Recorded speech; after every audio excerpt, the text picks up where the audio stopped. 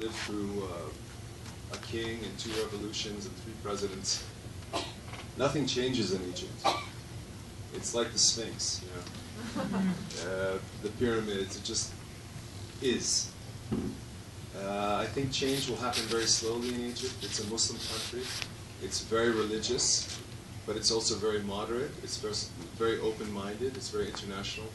I think it has a very diverse base that will never really become one voice. You know, we call Egypt al-Dunya, the mother of the earth. There are obelisks in all the major cities of the world. There's a pyramid on the dollar bill. Egypt is really the first America on this planet, and it has very diverse populations. I think that it will continue to be that way.